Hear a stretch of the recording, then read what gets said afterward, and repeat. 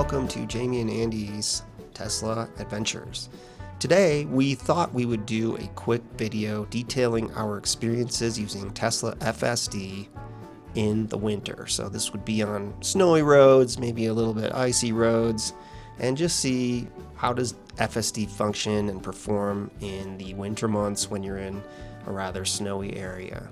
Now, so far, we have found, generally speaking, it does a pretty good job. For the most part, we can use FSD without too much stress. It usually drives around relatively safely, and it does seem to behave differently in the winter versus the summer months. However, it's not perfect yet. There are still some issues that we've noted. The first one is improper speed management. So this one's fairly self-explanatory. It just goes a little too fast. We do find that it takes some of the curves particularly a little too quickly when they're icy and slick, and just yesterday we did notice the car was slipping and sliding a bit more than we'd like. The second item is a lack of learning on the fly. So what we mean by this is that normally when a human being drives in winter conditions, when they hit a patch of ice and the car kind of fishtails a little bit or slips and slides a little bit, they'll tend to learn from that and they'll adjust their speed downward just to be a little bit safer. Unfortunately, what we're finding is FSD causes the car to slide by driving too quickly, and it doesn't actually learn from that. It keeps going quick.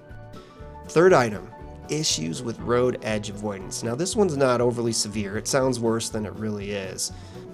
Essentially, what we've noticed is since the side of the road is obscured with snow, it's harder for the cameras to detect where the edge is. And so I think it has to rely a bit on GPS data or mapping data, and there are times where it does slip slightly off the side of the road. Finally, snowed over obstructions and signs.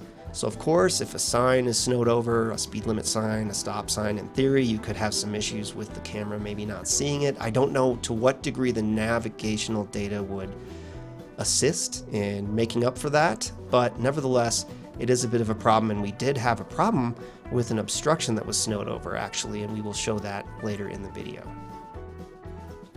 So, our first issue that we wanted to highlight was speed control. So here we are driving up a curvy mountain road. It's not overly bad conditions by any means, but there's enough snow on the road there that the car does need to be cautious. And we find that it's being a little bit too aggressive with its speed control. Now, in the video here, we have set FSD to sloth mode, which is of course the slowest speed mode that you can apply. Unfortunately, however, Tesla has gotten rid of the option for the driver to actually set a max speed, so you're kind of at the mercy of the sloth mode. If it goes too fast, you're kind of out of luck. There's not a lot of other ways to slow the car down, and so you're kind of stuck. That's about as good as it gets. And if you do find yourself on these snowy, icy roads and sloth mode is being a little aggressive, unfortunately, too bad. And we'll see right at this curve up here, too bad indeed. The car starts slipping and sliding pretty obviously and pretty severely, and then just keeps driving as if nothing happened. Now, some may say, like, okay, well, big deal. It compensated for the slide. It's no big deal. We would disagree. If you're sliding on the road at all, that means that your speed is a little too quick.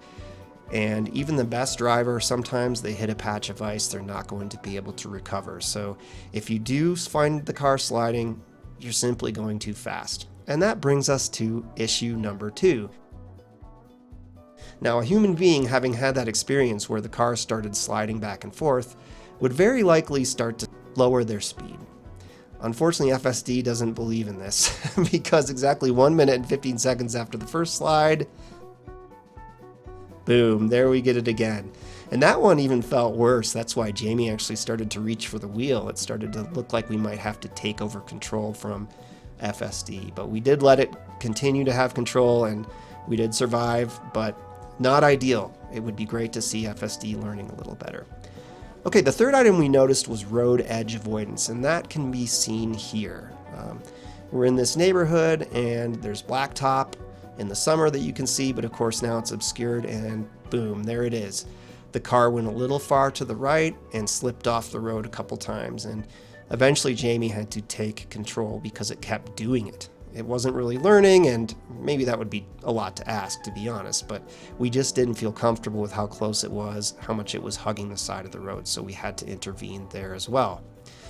Finally, this one is very, very interesting. This is footage of this area that we're going to show here more in the fall. I think it was earlier December, so technically still winter. We just had a snowfall, but you can see everything much better. And if we look to the left, we'd actually asked FSD to navigate into this parking lot here with that stop sign, and there's an obstruction there. There's a chain with a sign on it that says you can't go in there.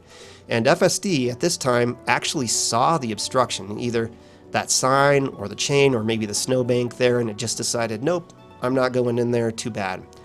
Unfortunately, in the winter, we weren't so lucky. We once again asked it to go into that parking lot, and it was ready to do it. As you can see, it stopped and had the left turn signal on and waited for that car to pass, and then it would have gone right on in there. And our concern is it might have hit that chain with that sign there. We don't know for sure. Of course, it might have stopped.